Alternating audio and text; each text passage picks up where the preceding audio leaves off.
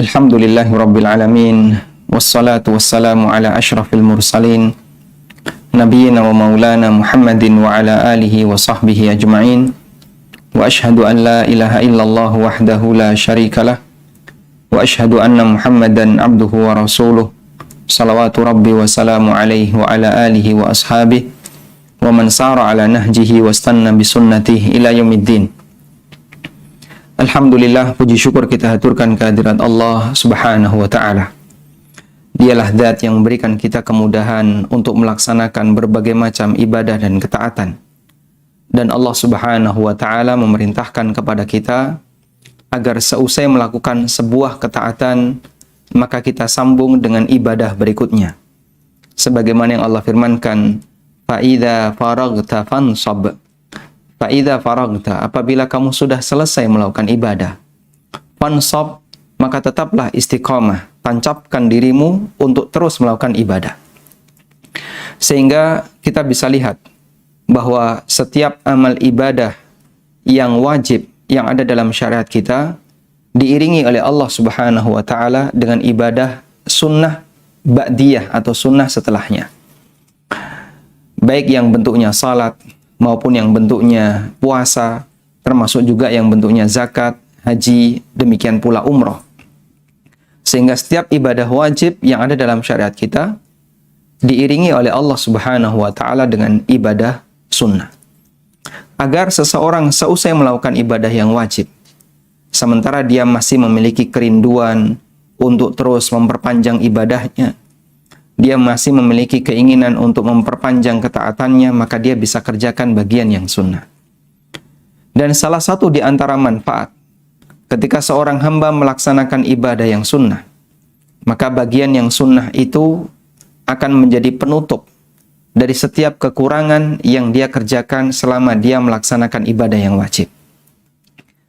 Dan kita meyakini bahwa setiap kita melakukan ibadah yang wajib, atau hampir semua ibadah yang kita lakukan pasti ada kekurangannya. Makanya Nabi SAW begitu seusai sholat beliau beristighfar, Astaghfirullah, Astaghfirullah, Astaghfirullah. Allahumma antas salam wa minkas salam, tabarakta ya dzal jalali wal ikram. Kenapa beliau beristighfar seusai sholat? Padahal ketika dalam sholat tentu saja seorang mukmin tidak bermaksiat. Tapi kenapa begitu selesai sholat kita justru disyariatkan untuk istighfar? Sebagian ulama mengatakan ini sebagai bentuk tawadhu seorang hamba di hadapan Allah Ta'ala.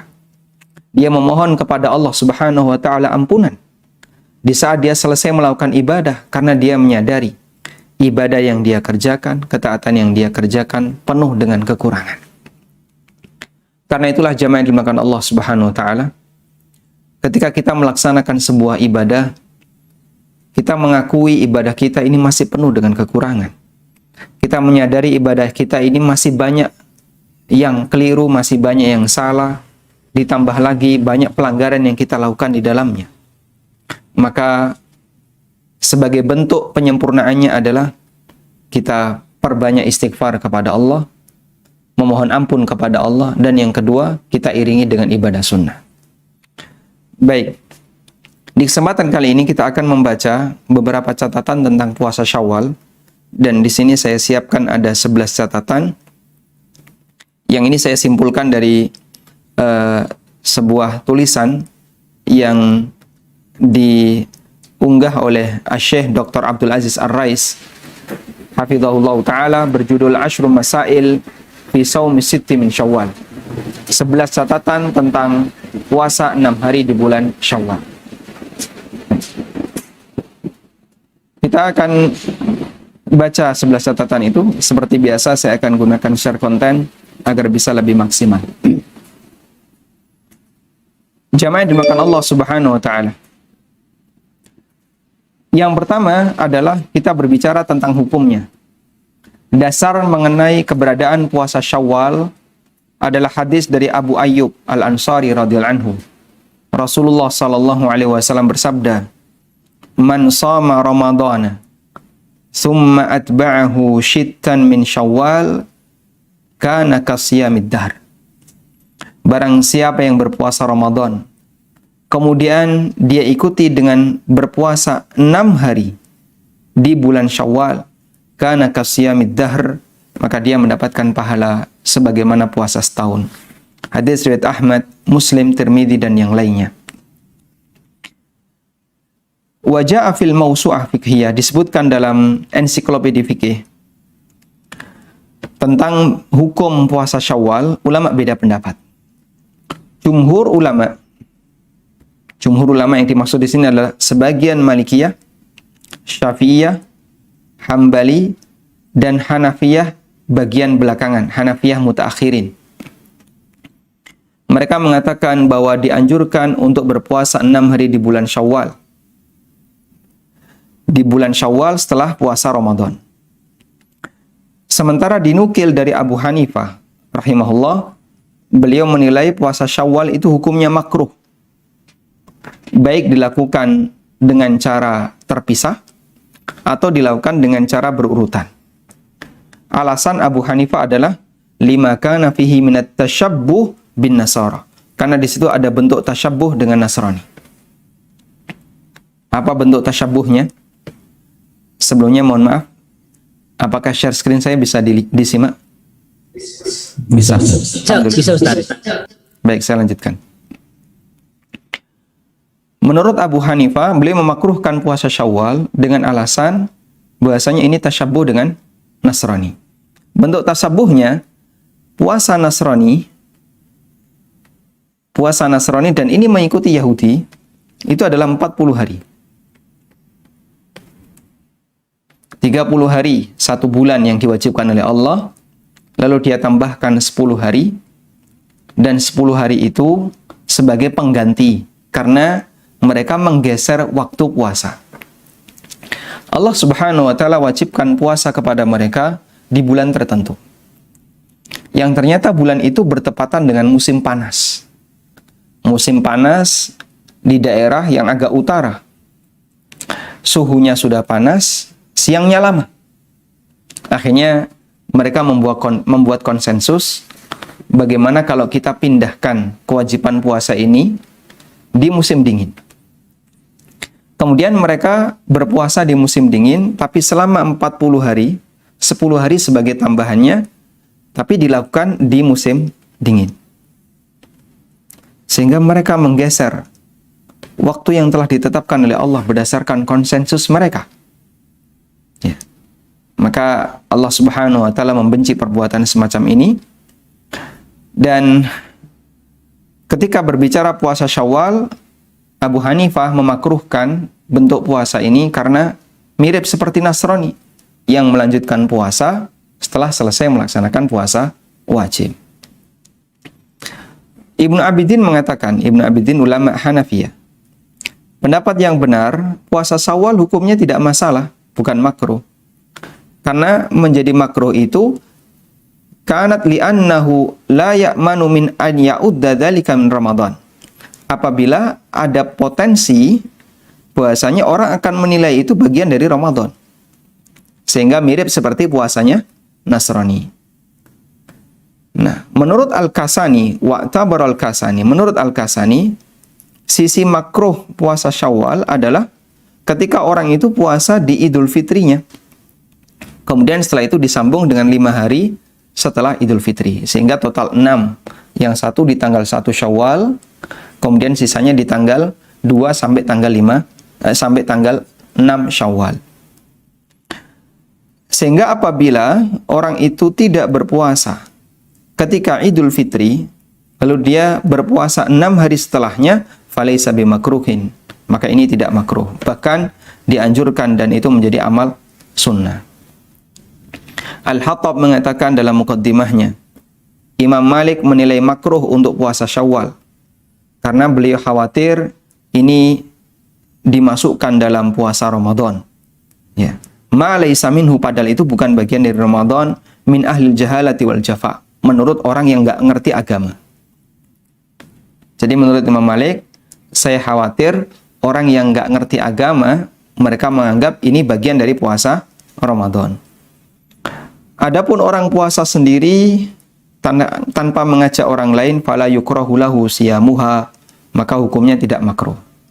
Kesimpulannya, wallahu alam, Ada khilaf di antara para ulama tentang hukum puasa Syawal. Ada yang menilai hukumnya makruh dan itu pendapat Abu Hanifah serta pendapat Imam Malik. Namun dengan alasan apabila dikhawatirkan menurut pandangan masyarakat itu masih dianggap bagian dari Ramadan. Namun pendapat ini adalah pendapat yang lemah dan yang benar adalah pendapat jumhur. Selama orang melaksanakan puasa Syawal itu tidak di tanggal 1 Syawal, maka hukumnya dianjurkan. Sehingga kita dianjurkan melaksanakan puasa 6 hari di bulan Syawal, tapi tidak boleh di tanggal 1 Syawal. Baik. Selanjutnya kita akan membahas tentang keutamaannya. Nabi SAW telah menjelaskan bahwa siapa yang berpuasa Ramadan kemudian diikuti 6 hari di bulan Syawal, maka dia mendapatkan puasa seperti setahun. Dia mendapatkan pahala seperti pahala puasa setahun. Dan ini sejalan dengan kaidah dalam syariat kita, seperti yang Allah firmankan di surat Al-An'am ayat 160. Man jaa'a bil hasanati falahu asyru amsalihha. Siapa yang melakukan satu amal soleh, maka dia mendapatkan 10 kali lipat pahalanya. Wa man jaa'a bis sayyi'ati fala yujza illa mithlaha wa hum la yudlamun. Sedangkan siapa yang melakukan satu perbuatan maksiat, dia tidak dibalas kecuali yang semisal dengan itu dan mereka tidak dizalimi. Baik. Disebutkan dalam riwayat yang lain, diriwayatkan oleh An-Nasa'i dan ini disebutkan dalam Sahih At-Targhib wa Tarhib. Nabi SAW bersabda, "Ja'alallahu al-hasanata bi asyri amsalihha." Allah menjadikan satu amal soleh itu mendapatkan pahala 10 kali lipat. Fasyahrun bi asyrati asyhur. Maka 1 bulan Ramadan itu nilainya sama dengan 10 bulan. Wasiyamu sittin, sedangkan puasa 6 hari. Wasiyamu sittati ayyamin, sedangkan puasa 6 hari. Tamamas sanati, sebagai pelengkap 1 tahun. Sehingga 6 hari sama dengan 2 bulan. Jadilah 12 bulan. Baik. Kemudian ada keterangan dari An-Nawawi rahimahullah. Qala al-ulama, kata beliau, ulama mengatakan berpuasa 6 hari di bulan Syawal setelah puasa Ramadan mendapatkan pahala sebagaimana puasa setahun, karena setiap amal soleh dilipatkan 10 kali, sehingga Ramadan seperti 10 bulan dan 6 hari seperti 2 bulan. Walhamdulillah, perhitungan seperti ini sudah sering kita dengar. Nah, kemudian yang jadi pertanyaan, mungkinkah keutamaan semacam ini diraih dengan puasa di hari lain selain Syawal? Ya. Kita bicara untuk selain Syawal. Karena jika penjelasannya adalah sebagaimana umumnya amal, satu ketaatan itu dilipatkan 10 kali. Berarti kalau orang berpuasa di selain Syawal juga mendapatkan pelipatan yang sama. Sehingga kita puasa wajib di bulan Ramadan selama 1 bulan. Selama 1 bulan. Sama dengan 10 bulan. Lalu kita berpuasa di bulan Syawal selama 6 hari. Sama dengan 60 hari. Berarti kalau puasa di bulan-bulan yang lain, di bulan Dzulqa'dah, atau di bulan Dzulhijjah, atau di bulan-bulan yang lain, kan sama juga. Nilainya juga sama, dilipatkan 10 kali. Ya. Lalu bisa nggak orang itu berpuasa 1 bulan Ramadan, lalu dia puasa sunnah 6 hari, tapi tidak di bulan Syawal? Ya, misalnya dicacah-cacah ya, di Syawal sehari, Dzulqa'dah sehari, Dzulhijjah sehari, Muharram sehari, nanti Safar sehari, Rabiul Awal sehari. Nah, ini 6 hari. Dan masing-masing 1 hari dilipatkan 10 kali. Jadinya kan tetap 60.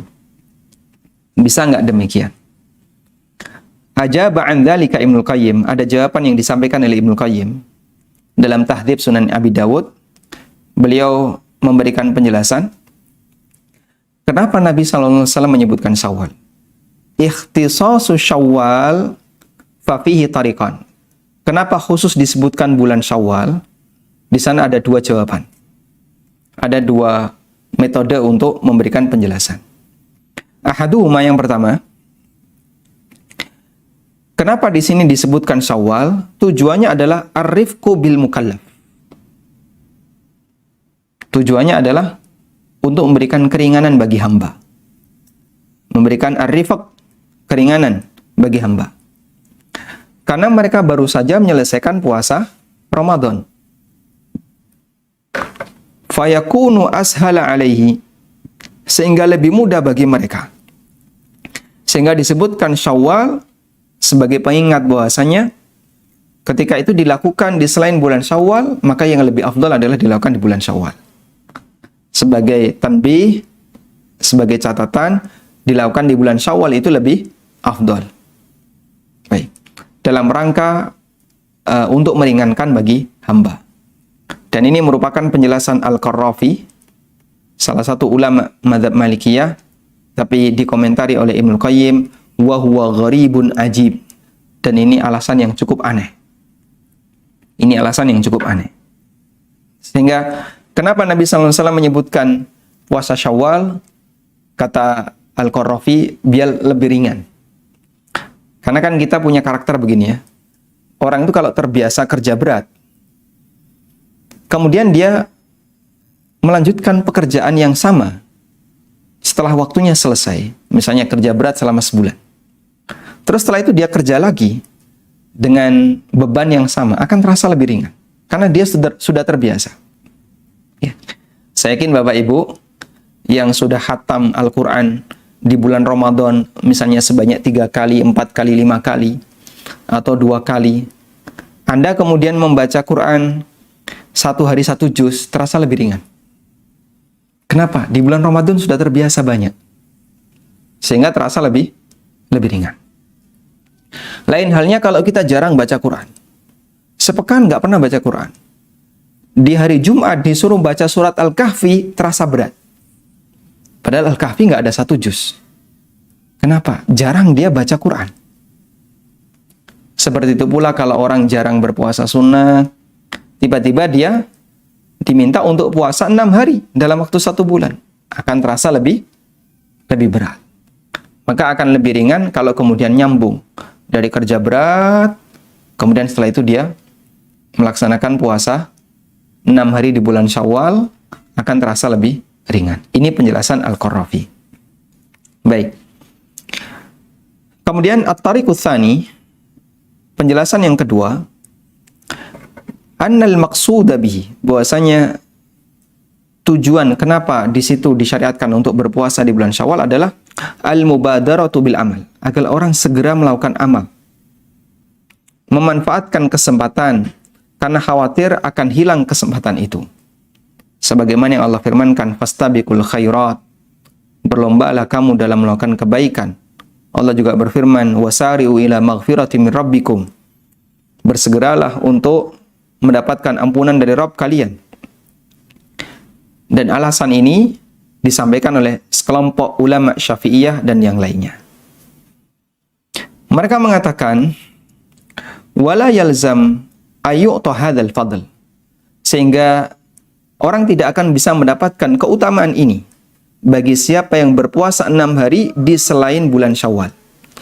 Karena tujuan untuk bersegera dalam beramal dan al-musara'ah, bersegera dalam beramal yang dicintai oleh Allah, itu tidak dia lakukan. Sehingga kalau dia puasa Ramadan, lalu puasa 6 harinya di bulan Dzulqa'dah atau Dzulhijjah atau Muharram, maka berarti dia tidak melakukan kegiatan bersegera dalam beramal. Qalu, mereka mengatakan, dan dohir hadis ma'hadal qaul, dohir hadis mendukung pendapat yang kedua ini.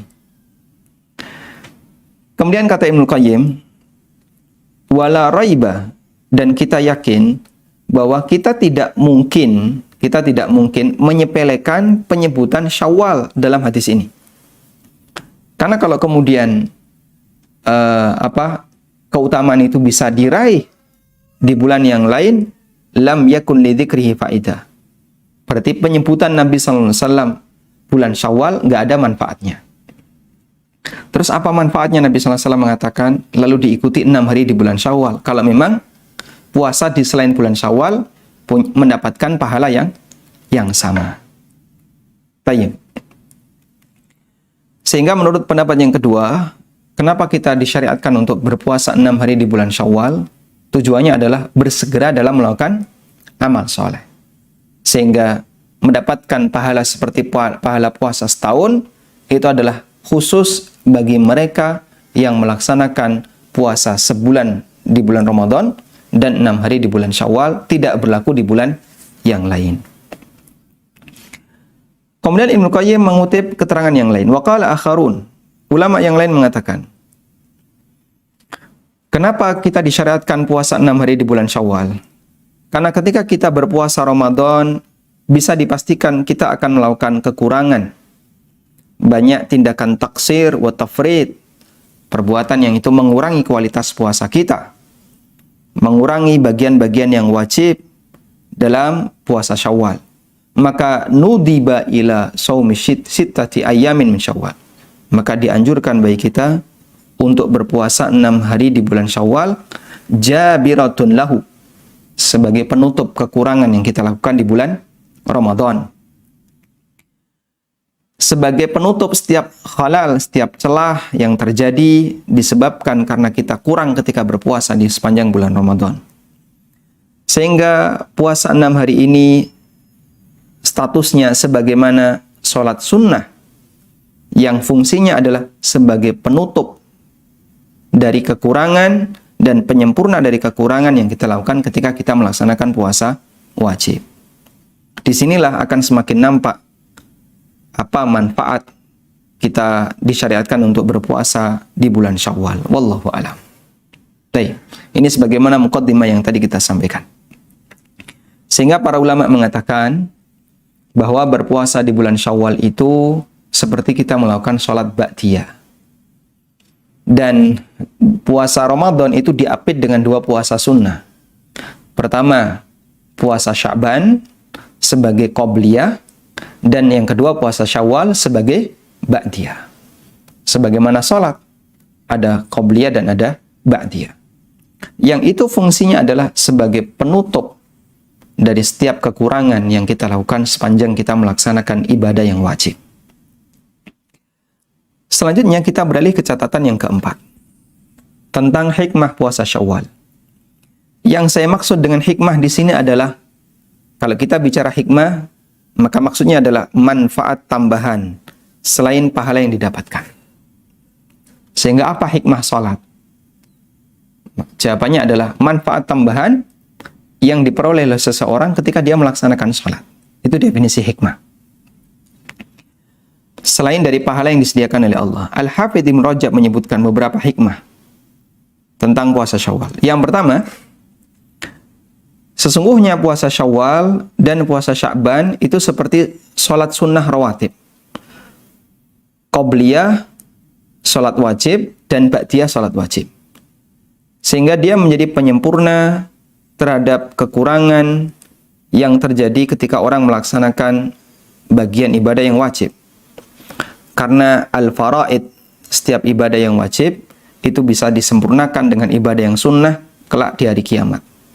Sebagaimana yang disebutkan dalam hadis tentang proses hisab salat. Allah Subhanahu wa taala ketika menghisab salat seorang hamba, maka Allah bertanya kepada malaikat saat salatnya itu kurang, hal lahu min tatawwu. Coba perhatikan, apakah dia punya amal sunnah? Kalau dia punya amal sunnah, maka amal sunnahnya itu dipakai oleh Allah untuk menutupi kekurangan amal wajibnya. Wa aktsarun nasi, dan banyak manusia ketika mereka berpuasa wajib ada kekurangan di sana. Sehingga mereka butuh amal yang bisa menutupi kekurangan ibadah wajib itu. Ini yang pertama. Yang kedua, hikmah yang kedua, bahwa dengan membiasakan puasa setelah puasa Ramadan, itu merupakan salah satu tanda diterimanya amal kita di bulan puasa Ramadan.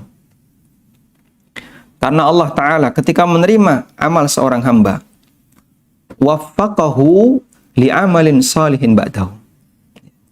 Allah akan berikan taufik kepadanya untuk melakukan amal saleh setelahnya. Catat baik-baik kaidah ini. Kama qala ba'duhum, sebagaimana ulama mengatakan,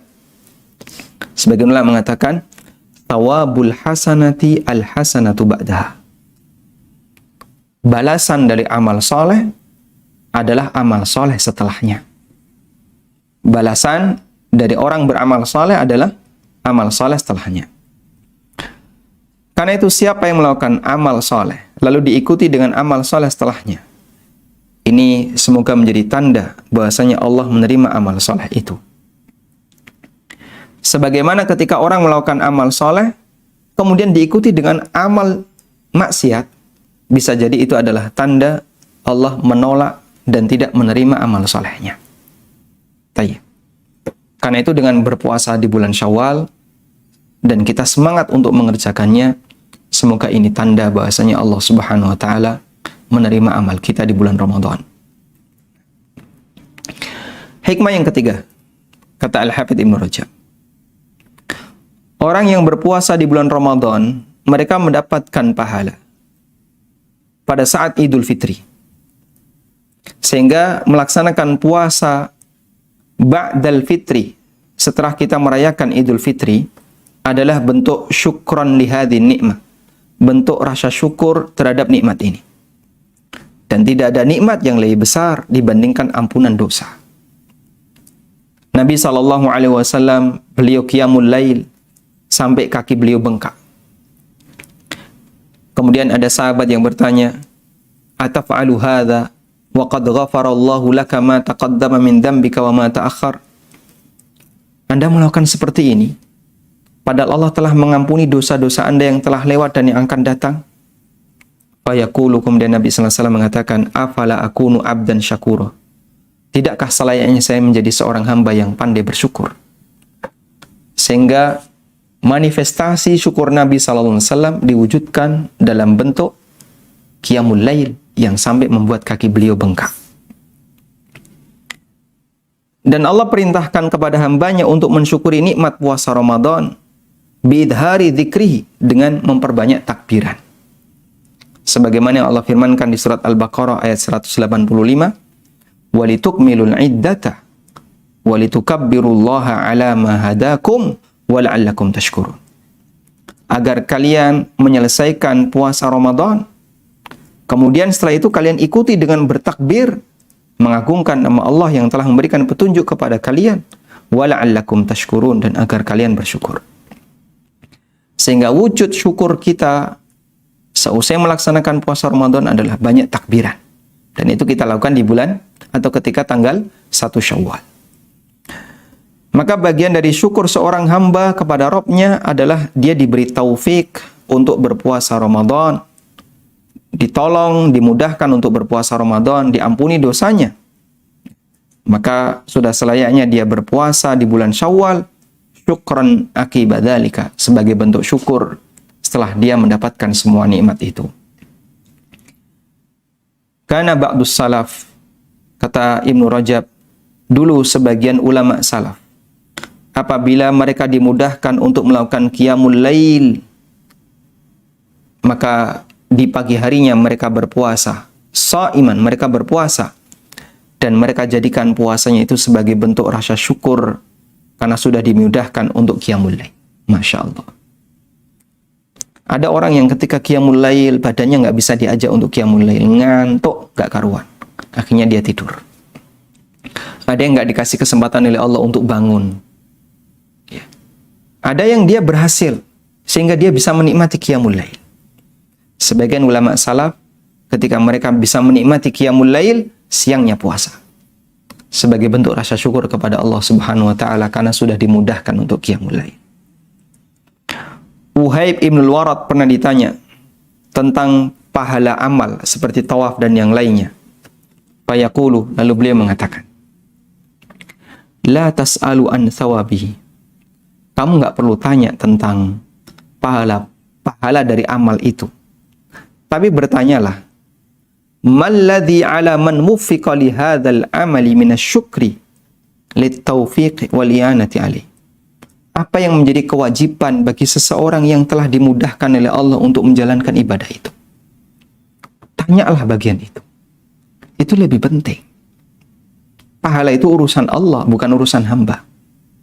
Dan yang lebih penting adalah kamu harus tahu apa yang harus aku lakukan setelah Allah mudahkan bagiku untuk melakukan ibadah kepadanya.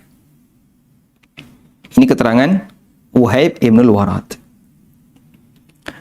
Ibnu Rajab mengatakan, semua nikmat yang Allah berikan kepada hamba, baik berupa agama atau nikmat dunia, harus diiringi dengan rasa syukur. Kita butuh untuk mensyukurinya. Summa taufiqu lisyukri 'alaiha nikmatun ukhra. Kemudian ketika orang mendapatkan kemudahan untuk bersyukur, itu adalah nikmat yang lain yang butuh untuk disyukuri, syukur yang kedua. Kemudian kemudahan untuk melakukan syukur yang kedua adalah nikmat yang butuh untuk disyukuri dengan syukur yang lain. Wa hakadha abadan, dan seperti itu seterusnya. Sehingga seorang hamba tidak akan mampu untuk mewujudkan rasa syukur yang sebenarnya. Sehingga hakikat syukur adalah al-i'tiraf, kita mengakui kalau kita tidak bisa bersyukur. Masya Allah, ya. Ini keterangan yang disampaikan oleh Al-Hafidh Ibnu Rajab. Baik, selanjutnya kita akan beralih kepada beberapa permasalahan fikih seputar Syawal. Yang pertama, puasa Syawal bolehkah dilakukan sebelum qada Ramadan? Bagi Anda yang punya utang puasa di bulan Ramadan dan belum diqada, bolehkah mendahulukan puasa sunnah Syawal sebelum qada? Ulama berbeda pendapat mengenai hukum puasa sunnah sebelum menyelesaikan qada Ramadan. Ada dua pendapat. Pendapat yang pertama, hukumnya boleh berpuasa sunnah sebelum qada Ramadan. Dan ini pendapat jumhur ulama. Meskipun ada sebagian yang mengatakan boleh secara mutlak, ada yang mengatakan boleh tapi makruh. Hanafiyah mengatakan boleh berpuasa sunnah sebelum qada Ramadan. Karena qada tidak harus disegerakan. Namun kewajiban qada itu adalah wajib muwassa', wajib yang longgar. Sebagaimana Aisyah radhiyallahu anha, beliau mengqada di bulan Sya'ban. Dan ini juga pendapat Imam Ahmad dalam salah satu riwayat. Menurut Malikiyah dan Syafi'iyah, mereka mengatakan boleh tapi makruh. Boleh tapi makruh. Boleh puasa sunnah sebelum qada Ramadan tapi statusnya makruh. Karena berarti dia menyibukkan diri dengan yang sunnah, padahal dia punya kewajiban untuk mengqada yang dia tunda. Tayyib. Atsani, pendapat yang kedua, haram untuk berpuasa sunnah sebelum menyelesaikan qada Ramadan. Dan ini al-madhab, pendapat yang resmi dalam madhab Hambali.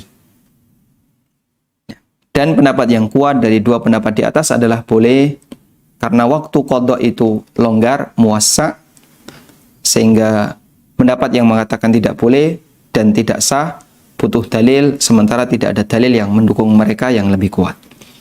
Dan kita juga punya dalil yang kuat, yaitu praktek Aisyah radhiyallahu anha. Beliau menunda qada Ramadan sampai bulan Sya'ban, 1 bulan sebelum Ramadan. Baik. Sehingga bolehkah puasa Syawal sebelum qada Ramadan? Jawabannya boleh. Di sini kita cuma mendapatkan kesimpulan boleh. Nah, yang menjadi pertanyaan adalah apakah orang yang puasa Syawal sebelum qada mendapatkan keutamaannya? Ada dua pendapat ulama. Pendapat pertama mengatakan keutamaan puasa Syawal tidak didapatkan kecuali bagi mereka yang menyelesaikan qada Ramadan. Dan mereka berdalil dengan sabda Nabi SAW dalam hadis di atas, siapa yang berpuasa Ramadan kemudian dia ikuti 6 hari di bulan Syawal, maka seperti puasa setahun. Dan wa innama yatahaqqaqu wasfu siyami Ramadan, dan berlaku bisa disebut telah berpuasa Ramadan jika dia sudah menyempurnakan puasa sebulan. Sehingga bagi yang punya utang belum disebut puasa Ramadan. Di sini saya kutipkan keterangan ulama Syafi'iyah Al-Haytami dan ulama Hambali Ibnu Muflih. Al-Haytami dalam Tuhfatul Muhtaj mengatakan, li'annaha ma'asiyami Ramadan ay jami'aha wa illa lam yahsul al-fadla al-ati wa in aftara li udrin. Ketika orang itu memiliki puasa Ramadan, qadha, kemudian dia berpuasa Syawal, maka dia tidak mendapatkan keutamaan yang disebutkan dalam puasa itu. Ya. Ibnu Muqli juga mengatakan, yutawajjahu tahsilu fadilatiha liman shamaha wa qadha Ramadan. Ya. Dipahami orang yang bisa mendapatkan keutamaan berlaku bagi mereka yang berpuasa Syawal dan dia sudah menyelesaikan qadha Ramadan yang dia dulu tidak lakukan karena udzur. Dia tidak berpuasa Ramadan karena udzur. Sehingga bagi mereka yang berpuasa Syawal sementara dia belum qadha, maka puasanya sah.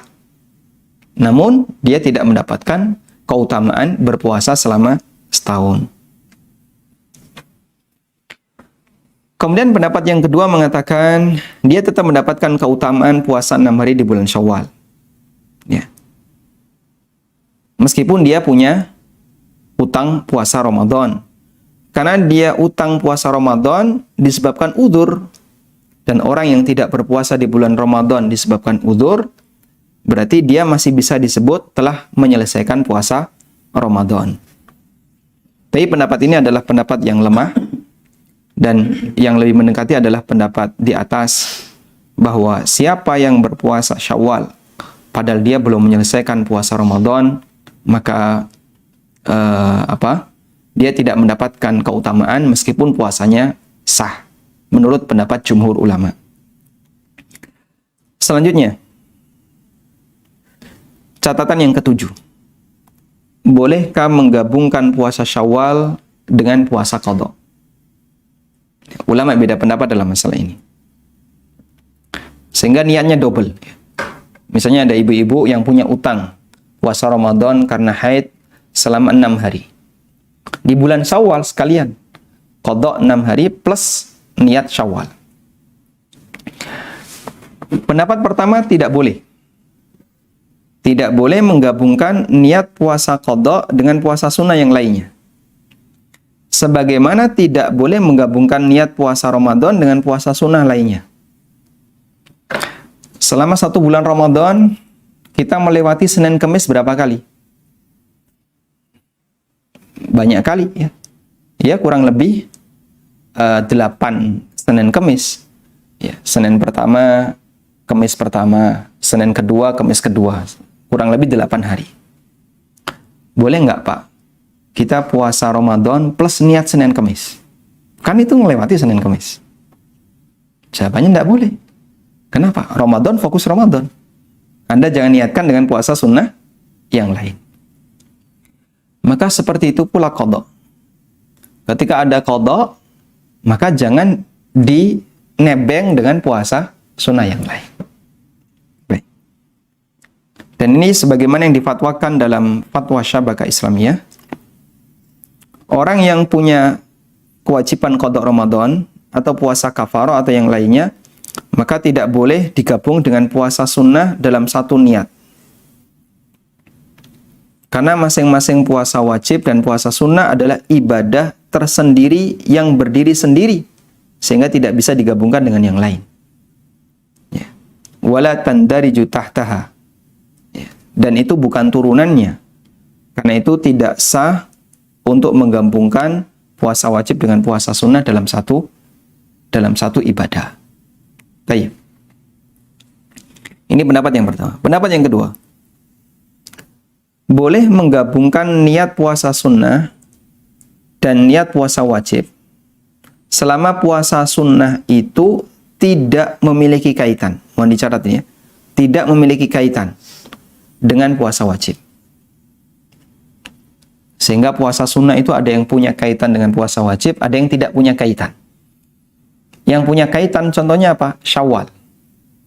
Makanya Nabi SAW mengatakan, siapa yang puasa Ramadan, lalu diikuti 6 hari di bulan Syawal. Berarti dia punya kaitan dengan puasa Ramadan. Dan ini pendapat Imam Ibnu Utsaimin. Tapi kalau puasa sunnahnya nggak punya kaitan, seperti puasa Arafah, puasa Asyura, Senin Kemis, dan yang lainnya, maka dia boleh digabung dengan puasa wajib, puasa qadha.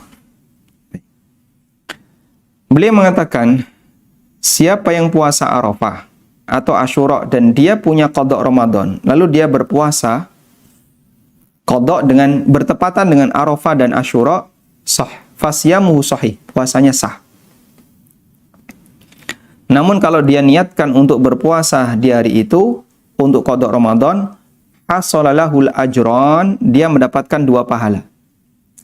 Pahala puasa Arafah dan pahala puasa Asyura, di samping juga pahala puasa qadha.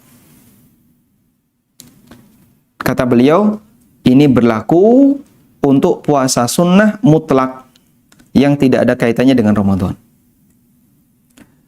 Sedangkan puasa 6 hari di bulan Syawal, maka ini berkaitan dengan Ramadan. Ini tidak boleh dilakukan kecuali setelah menyelesaikan qadha Ramadan. Sehingga jika ada orang yang berpuasa Syawal sebelum menyelesaikan qadha Ramadan, maka dia tidak mendapatkan pahala puasa Syawal. Baik. Di sini juga ada keterangan Ar-Ramli, ulama Syafi'iyah. Kalau ada orang yang berpuasa di bulan Syawal sebagai qadha atau untuk nadar atau yang lainnya, ya, au fi nahwi yaumi Asyura, atau dia puasa wajib di hari Asyura, maka dia mendapatkan pahala puasa sunnah sebagaimana yang difatwakan oleh ayah saya rahimahullah, mengikuti Al-Barizi, Al-Asfawani, An-Nashiri, dan Ali bin Saleh Al-Hadrami, dan ulama yang lainnya. Namun dia tidak mendapatkan pahala sempurna dari al-murattab 'alal matlub, dari pahala puasa sunnahnya. Nah, sehingga maksud beliau begini. Kalau ada orang yang berpuasa qadha bertepatan dengan Asyura, bertepatan dengan puasa Arafah, puasanya sah sebagai qadha dan sebagai puasa sunnah itu. Sah dua-duanya.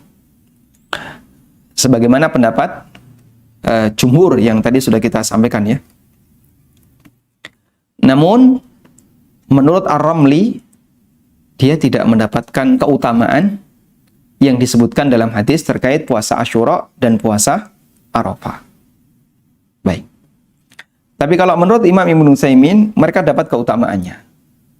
Tapi khusus untuk Syawal nggak dapat. Karena Syawal itu Ramadannya harus sempurna dulu, baru dia boleh puasa 6 hari di bulan Syawal. Sehingga bagi orang yang ingin berpuasa 6 hari di bulan Syawal, dia selesaikan puasa Ramadannya, baru berpuasa 6 hari di bulan Syawal. Nah, catatan berikutnya, bolehkah menggabungkan puasa Syawal dengan Senin Kemis? Terdapat kaidah yang mengatakan, idza tahada jinsul ibadatain, apabila ada 2 ibadah yang sejenis, wa ahaduhuma muradun lidzatihi, yang satu muradun lidzatihi, yang satu berdiri sendiri, harus ada fisiknya, dan yang satu laisa muradan lidzatihi, yang satu nggak harus ada tersendiri, maka kedua ibadah ini tatadakhalan, bisa digabungkan. Ya. Karena orang itu mendapatkan sesuatu sebagaimana yang dia niatkan. Wa innamal likulli imri'in ma nawa. Orang mendapatkan sesuatu sebagaimana yang dia niatkan. Baik. Sehingga kalau ada orang puasa Syawal, dia tepatkan setiap Senin Kemis. Senin puasa, Kemis puasa, Senin puasa, Kemis puasa. Selama di bulan Syawal. Maka dia dapat pahala ganda. Puasa Syawal dan Senin Kemisnya. Karena Senin Kemis puasa sunnah, Syawal puasa sunnah, yang itu dua-duanya bisa digabungkan. Kalau qadha kenapa tidak bisa, Pak? Qadha menurut fatwa Syabakah Islamiyah tidak bisa digabungkan dengan puasa sunnah yang lain. Karena puasa wajib tidak boleh digabungkan dengan puasa sunnah. Tapi kalau menurut Imam Ibnu Utsaimin, Kemudian juga ulama Syafi'iyah Ar-Ramli. Ar-Ramli ini bergelar Syafi'i Asghar, Imam Syafi'i kecil. Mereka mengatakan boleh menggabungkan antara puasa wajib qadha dengan puasa sunnah. Cuman tidak mendapatkan keutamaan dari puasa sunnah tersebut. Baik. Tapi kalau sunnah dengan sunnah yang dua-duanya bukan ibadah atau salah satunya bukan ibadah yang harus ada tersendiri, seperti Senin Kemis. Artinya pokoknya yang penting Senin puasa, Kemis puasa. Maka ketika itu digabungkan dengan puasa Syawal, orangnya mendapatkan pahala ganda. Wallahu a'lam. Baik. Catatan yang ke-9, dianjurkan untuk menyegerakan puasa Syawal. Dan ini pendapat yang benar. Dianjurkan untuk mulai puasa Syawal setelah Idul Fitri, mubasyaratan, secara langsung. Karena ini bagian dari bentuk musara'a ilal khair, bersegera dalam melakukan kebaikan. Sebagaimana yang Allah perintahkan, wasari'u ila maghfirati min rabbikum. Bersegeralah untuk mendapatkan ampunan dari Rabb kalian. Sabiqu ila maghfirati min rabbikum. Bersegeralah untuk mendapatkan ampunan dari Rabb kalian. Meskipun ada juga yang berpendapat, apabila kita punya banyak tamu, dan itu berlangsung dalam beberapa hari, maka dianjurkan untuk ditunda, dalam rangka untuk melayani tamu yang datang. Namun wallahu a'lam, pendapat yang lebih mendekati adalah dianjurkan untuk bersegera. Masalah melayani tamu itu tidak disyaratkan atau kita tidak diwajibkan untuk untuk membatalkan puasa. Sehingga ketika tamu datang kemudian mereka disuguhi lalu kita dalam kondisi puasa, sampaikan permohonan maaf, mohon maaf, kami sedang puasa, ini suguhan untuk Bapak. Nggak jadi masalah.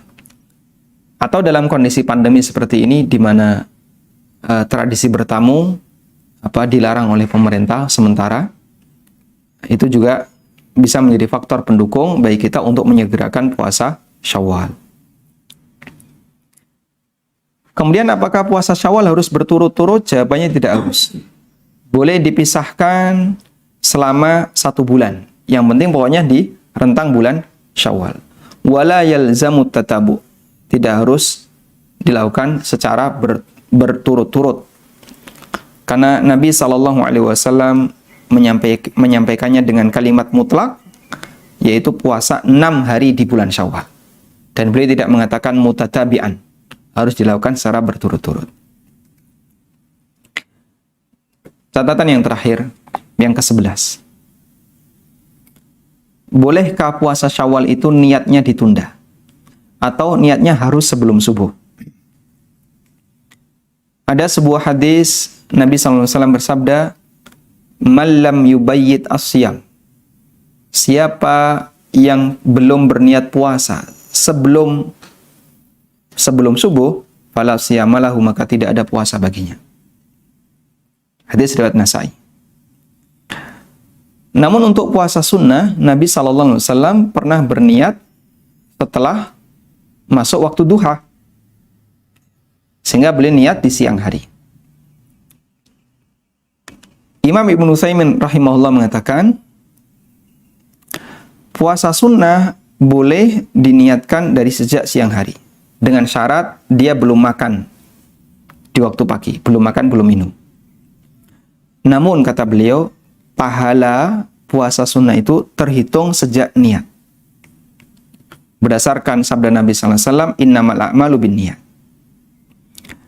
Maka dia tidak makan, tidak minum sebelum niat. Misalnya, subuh belum makan, belum minum, sampai jam 9, belum makan, belum minum. Dan dia belum punya niat puasa. Fala yuktabu lahu ajruhu. Belum terhitung telah mendapatkan pahala puasa. Sementara setelah niat, maka dicatat pahala puasa untuknya. Baik. Dari catatan ini beliau mengatakan, bagaimana kalau orang itu puasa Syawal niatnya siang hari?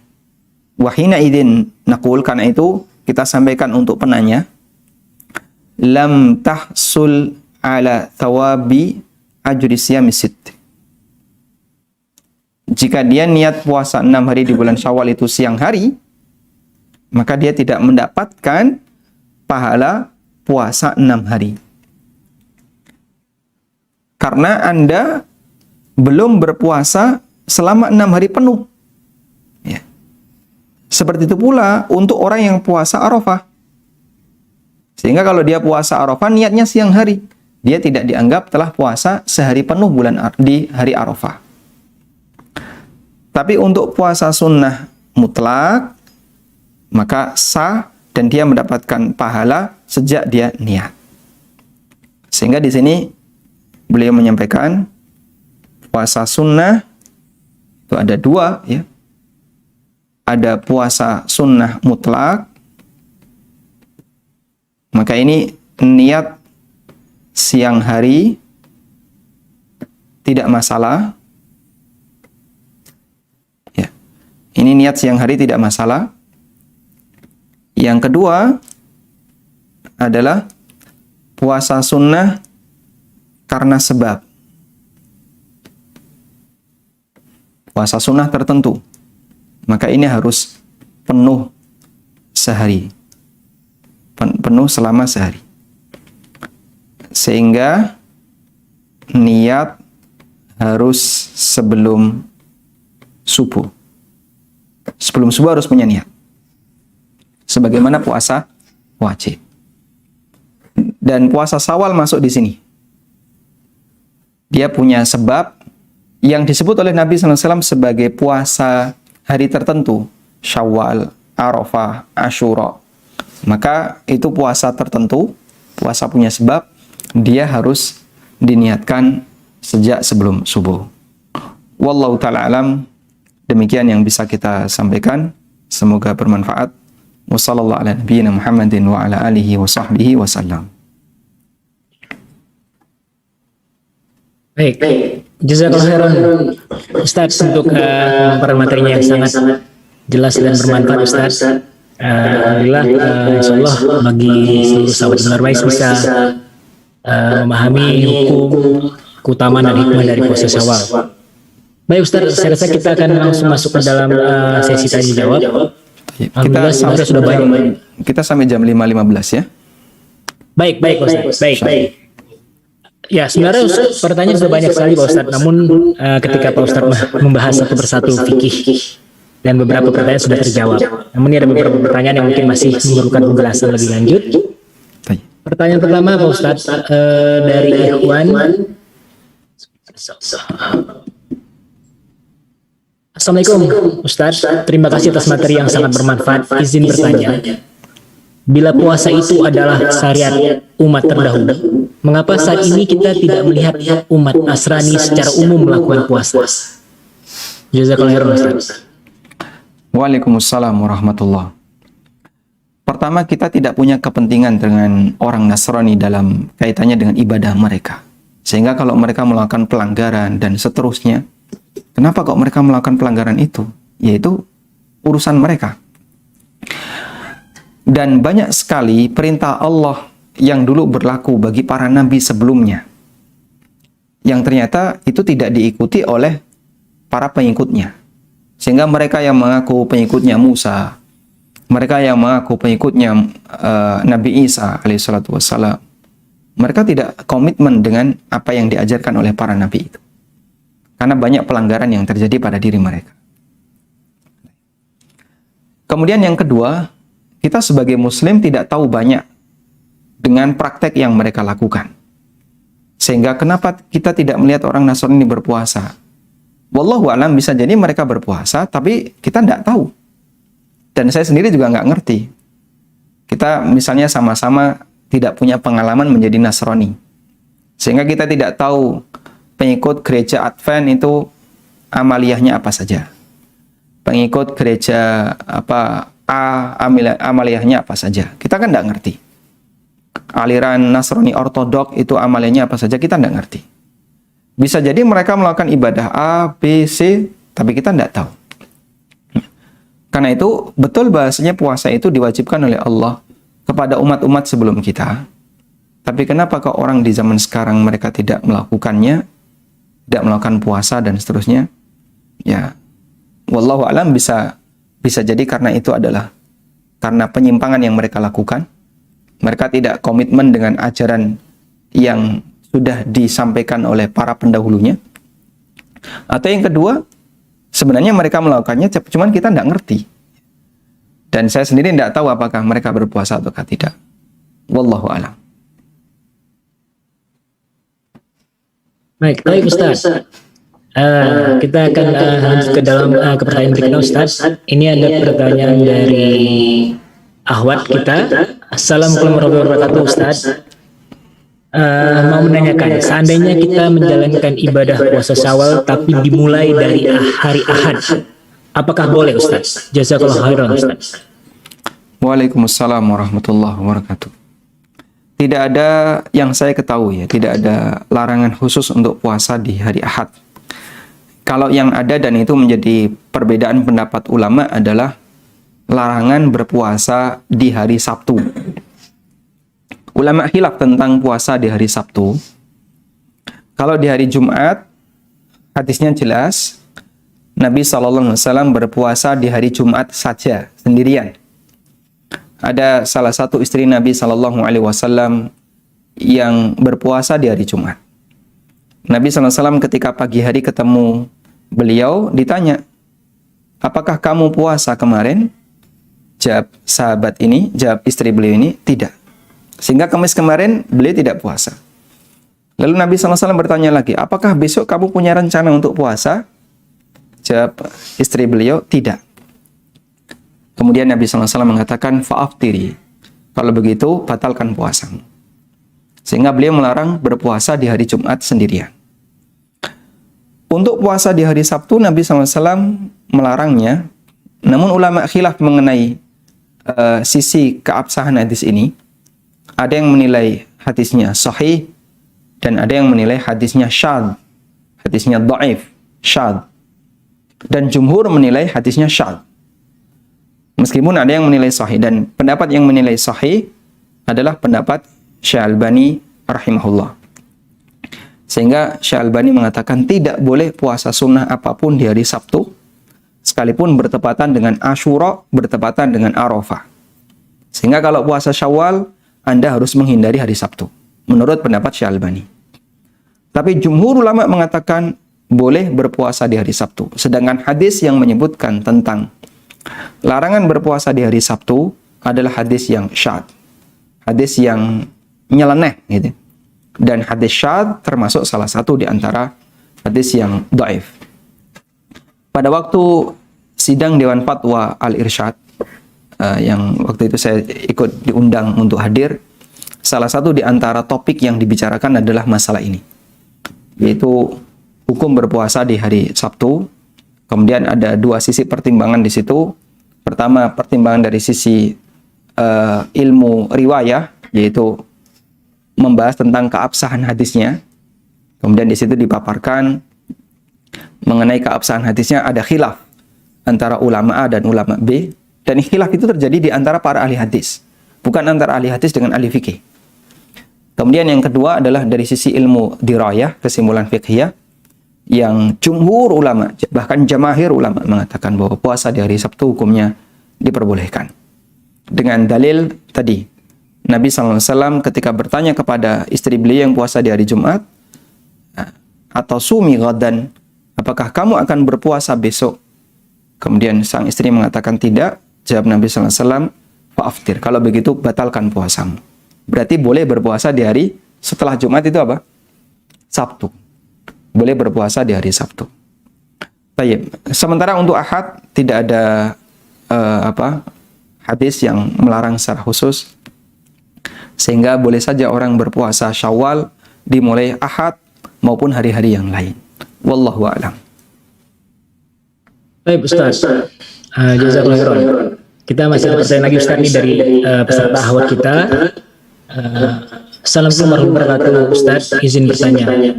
Bolehkah puasa Qadha dan Syawalnya diselingi? Misalnya sehari puasa Qadha, besoknya puasa Syawal, kemudian seterusnya Qadha lagi dan sampai tercukupi jumlahnya. Mohon pencerahannya Ustaz. Jazakallahu khairan. Waalaikumsalam warahmatullahi. Tadi sudah kita sampaikan keterangan yang disampaikan oleh Imam Ibnu Utsaimin rahimahullah. Dan kalau kita komitmen dengan pendapat beliau, berarti yang harus diselesaikan adalah qadha dulu, agar kita bisa mendapatkan keutamaan puasa Syawal, seperti puasa setahun.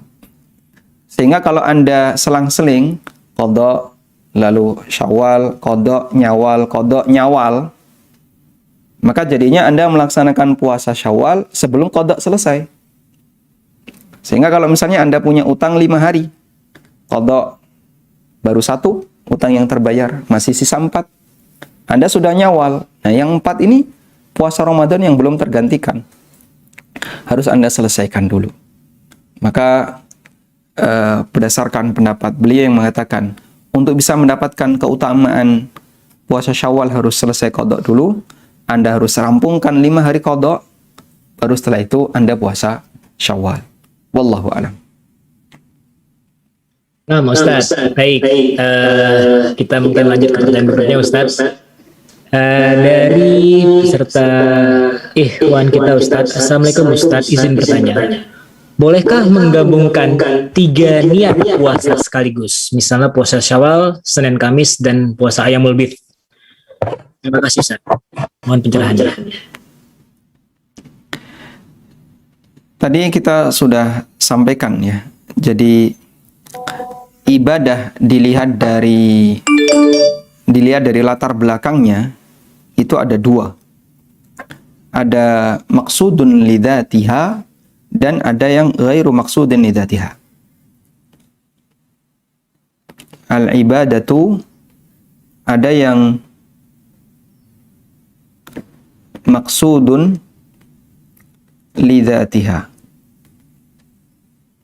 Maksudun lidzatiha itu artinya adalah harus ada fisiknya secara tersendiri.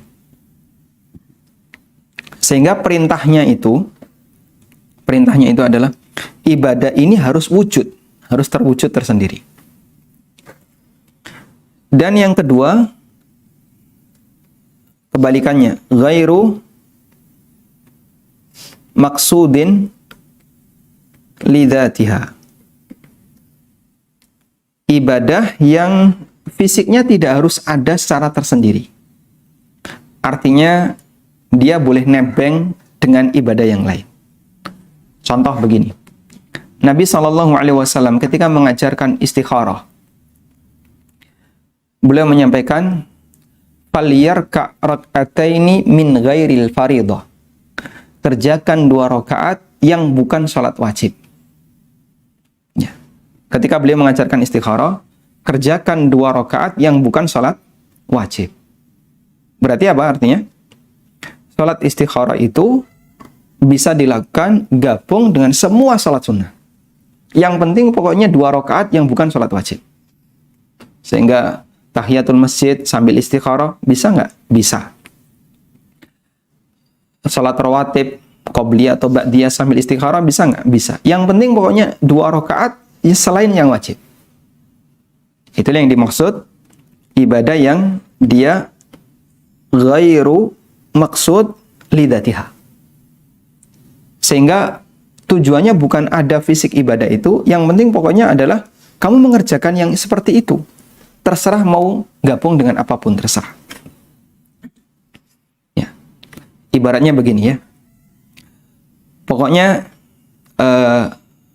Bapak makan gitu ya. Pokoknya makan. Makan apa? Ya terserah pokoknya makan. Mau makan siang, mau sarapan, makan siang, makan malam, yang penting pokoknya makan. Itu berarti ghairu maksudin lidzatiha. Anda minum obat setelah makan. Makan apa, Pak? Ya pokoknya makan. Beda dengan gini. Ini syaratnya satu, Pak ya. Minum obat harus setelah makan malam. Berarti kalau dia minum obat setelah sarapan, memenuhi kriteria nggak? Oh jangan. Nanti bisa meledak obatnya. Yang boleh itu makan obat ini setelah makan malam. Nah, itu baru tidak meledak. Gitu ya.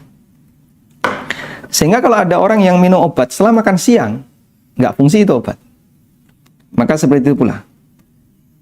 Ada ibadah yang pokoknya kamu lakukan 2 rakaat gitu aja. Nah, contoh yang lain adalah tahiyatul masjid. Rasulullah SAW mengatakan, "Idza dakhala ahadukumul masjid, fala yajlis hatta yarka'a rak'atain." Kalau kamu masuk masjid, jangan duduk sampai sholat 2 rakaat. Sholat 2 rakaat ini apa? Ya terserah, yang penting kan jangan duduk sampai sholat 2 rakaat. Sehingga dia ketika masuk masjid, qobliyah. Qobliyah kan 2 rakaat. Plus sekaligus tahiyatul masjid. Bisa. Nah yang seperti ini, laisa atau ghairu maksudin lidzatiha. Baik. Nah, terus untuk puasa, Pak. Puasa itu ada yang maksudun lidzatiha. Dan di antara puasa yang maksudun lidzatiha, semua amal wajib itu maksudun lidzatiha. Semua yang wajib. Semua amal wajib. Baik puasa, sholat maupun yang lainnya. Terus yang sunnah. Nah, yang sunnah itu ada yang maksudun lidzatiha, ada yang ghairu maksudun lidzatiha. Yang maksudun lidzatiha apa contohnya? Contohnya adalah Syawal. Karena Nabi SAW mengatakan, selesai Ramadan, dia berpuasa 6 hari di bulan Syawal. Berarti harus ada fisik puasa 6 hari di bulan Syawal. Contoh yang lain Arafah. Contoh yang lain Asyura. Harus ada secara fisik puasa itu. Makanya Imam Ibnu Utsaimin rahimahullah mengatakan, untuk puasa-puasa ini niatnya harus sebelum subuh. Tayyib. Nah, ada yang ghairu maksudin lidzatiha. Yaitu puasa yang penting pokoknya di hari itu puasa. Contohnya Senin Kamis, Ayyamul Bid, dan seterusnya. Karena itu untuk Senin Kamis, kemudian Ayyamul Bid, ini orang boleh gabung niatnya, insyaallah ta'ala. Wallahu a'lam.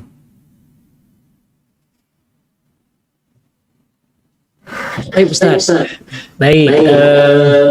Mungkin satu pertanyaan lagi Ustaz ya sebelum kita. Ya, silakan, Pak. Mungkin pertanyaan terakhir Ustaz. Ini dari ikhwan kita juga. Assalamualaikum Ustaz. Bolehkah pahala puasa Syawal diniatkan untuk orang tua yang sudah meninggal Ustaz? Jazakallahu khairan Ustaz. Waalaikumsalam warahmatullah. Nabi SAW bersabda, "Man mata wa alaihi shaum, shama anhu waliyuhu." Siapa yang mati dan dia meninggalkan puasa wajib, maka dipuasakan oleh walinya. Dan itu berlaku untuk orang yang mati meninggalkan puasa wajib.